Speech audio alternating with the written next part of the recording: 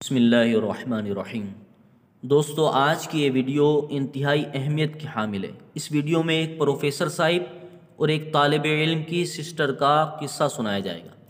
یہ ویڈیو بالخصوص طلبہ کے لیے انتہائی اہمیت کی حامل ہے، چاہے اسکول کا طالب علم ہے یا کسی کالج میں پڑھتا ہے یا کسی یونیورسٹی میں تعلیم حاصل کر رہا ہے یا کسی دینی مدرسے میں دینی علوم سیکھ رہا ہے۔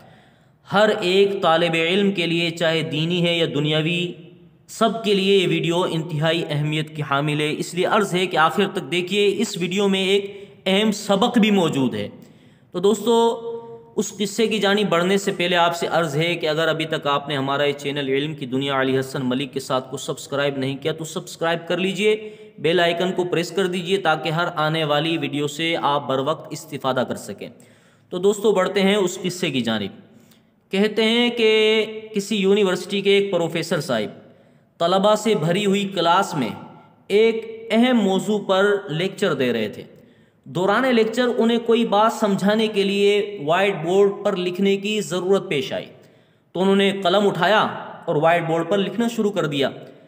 اس بھری ہوئی کلاس میں سے کسی شرارتی طالب علم نے اچانک زور سے سیٹی ماری، تو پروفیسر صاحب نے مڑ کر دیکھا اور پوچھا کہ سیٹی کس نے ماری ہے؟ تو کسی نے بھی جواب نہیں دیا، سب خاموش تھے، کوئی بھی جواب دینے کے لیے آمادہ نہ ہوا۔ تو پروفیسر صاحب دوبارہ لکھنے میں مشغول ہو گئے۔ پروفیسر صاحب نے لکھنا شروع کیا تو دوبارہ اس نے زور سے سیٹی ماری۔ دو چار بار یوں مزید ہوا تو پروفیسر صاحب کو انتہائی ناگوار گزرا۔ پروفیسر صاحب نے وہ قلم ٹیبل پر رکھا اور ناراض ہو کر کلاس سے دروازے کی طرف بڑھے۔ باہر جانے کے لیے دروازہ کھولا تو کچھ دیر خاموش کھڑے ہو گئے۔ اچانک ان کے ذہن میں کوئی بات آ گئی، خاموش کھڑے رہے اور پھر واپس کلاس میں آ گئے اور کہنے لگے کہ چونکہ پیریڈ کا کچھ ٹائم باقی ہے تو میں آپ کو ایک قصہ سناتا ہوں تاکہ یہ ٹائم بھی پورا ہو جائے اور اس قصے سے ہمیں کوئی سبق بھی سیکھنے کو مل جائے۔ تو پروفیسر صاحب نے قصہ سنانا شروع کیا۔ دوستو، حقیقت میں وہ کوئی قصہ نہیں تھا، بلکہ وہ استاد کی ایک ٹرک تھی جس کی بدولت وہ اس شرارتی اسٹوڈنٹ تک بآسانی پہنچ گئے اور ان کو ٹھیک ٹھاک قسم کا ذلیل کیا۔ اب وہ کیا ٹرک تھی، کس قصے کی بدولت پہنچے، آئیے وہ قصہ سنتے ہیں۔ پروفیسر صاحب کہتے ہیں کہ کل رات جب سونے کے لیے میں بستر پر لیٹا، میں نے سونے کی کوشش کی، مجھے نیند نہیں آ رہی تھی۔ میں بار بار کروٹ بدلتا، بار بار پہلو بدلتا رہا، مگر مجھے نیند نہیں آ رہی تھی۔ نیند کوسوں دور تھی، ٹائم ضائع ہو رہا تھا۔ تو میں نے سوچا کہ ٹائم خواہ میں ضائع ہو رہا ہے، کیوں نہ کوئی اور کام کر لیا جائے۔ تو میرے ذہن میں خیال آیا کہ صبح سویرے مجھے گاڑی میں پیٹرول بھروانا پڑتا ہے، کیوں نہ ابھی وہ کام کر لوں تاکہ صبح سویرے پیٹرول بھروانے کی زحمت سے بچ جاؤں۔ چنانچہ پروفیسر صاحب گاڑی نکالتے ہیں، پیٹرول پمپ پہنچتے ہیں، پیٹرول ڈلواتے ہیں۔ اس کے بعد سوچتے ہیں کہ جب تک میرا نیند کا موڈ بنتا ہے میں ادھر ادھر گاڑی ڈرائیو کرتا ہوں، کچھ وقت گزر جائے گا، میرا نیند کا موڈ بن جائے گا۔ جیسے ہی نیند کا موڈ بنے گا میں گاڑی کا رخ اپنے گھر کی جانب موڑ کر گھر کی طرف روانہ ہو جاؤں گا۔ پروفیسر صاحب کو جیسے ہی یہ محسوس ہوا کہ اب اسے نیند آ جائے گی تو گاڑی کا رخ اپنے گھر کی جانب موڑا۔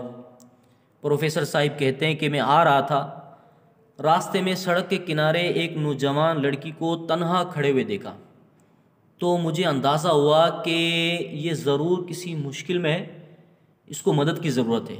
تو پروفیسر صاحب کہتے ہیں کہ میں نے قریب جا کر گاڑی روکی اور اسے پوچھا کہ محترمہ خیریت ہے، رات کے اس پہر آپ تنہا یہاں کھڑی ہیں؟ تو لڑکی نے بتایا کہ وہ پارٹی سے دیر میں فارغ ہوئیں، اب گاڑی کا انتظار کر رہی ہیں گھر جانے کے لیے، مگر کوئی گاڑی مل نہیں رہی۔ تو پروفیسر صاحب نے کہا کہ اگر آپ کہیں تو میں آپ کو آپ کے گھر پر چھوڑ دیتا ہوں۔ لڑکی کہنے لگی کہ اگر آپ مجھے میرے گھر چھوڑ دیں تو آپ کی بڑی مہربانی ہوگی، میں آپ کی ہمیشہ شکر گزار رہوں گی۔ تو پروفیسر صاحب نے گاڑی کا دروازہ کھولا، وہ لڑکی اگلی سیٹ پر آ کر بیٹھ گئی، دونوں ہی گفتگو شروع ہوئی۔ تو اس کی گفتگو سے اندازہ ہوا وہ بہت پڑھی لکھی تھی، انتہائی تعلیم یافتہ تھی، انتہائی مہذب گفتگو، سلجھی ہوئی بات چیت، اور یوں محسوس ہوتا تھا کہ گویا کہ ہر موضوع پر اسے عبور اور ملکہ حاصل ہے، علم اور ثقافت اور تہذیب کی حسین امتزاج ہے۔ تو پروفیسر صاحب کہتے ہیں کہ اس کی باتیں سن کر مجھے بڑی اس سے محبت ہونے لگی، اور پروفیسر صاحب نے مزید یہ بتایا کہ میری باتوں سے وہ بھی بہت متاثر ہوئی، اور اس نے اعتراف کرتے ہوئے یہ کہا کہ میں نے آپ جیسا باشعور نفیس انسان نہیں دیکھا۔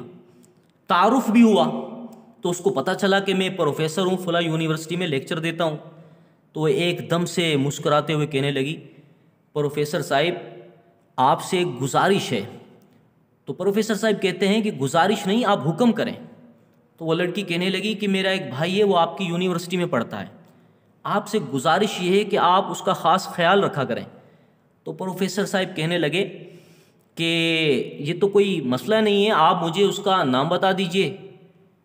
اس لڑکی نے کہا کہ میں آپ کو اس کی ایک پہچان بتا دیتی ہوں، بآسانی پہچان لیں گے۔ تو پروفیسر صاحب نے کہا جیسے آپ کو بہتر لگے آپ پہچان بتا دیں۔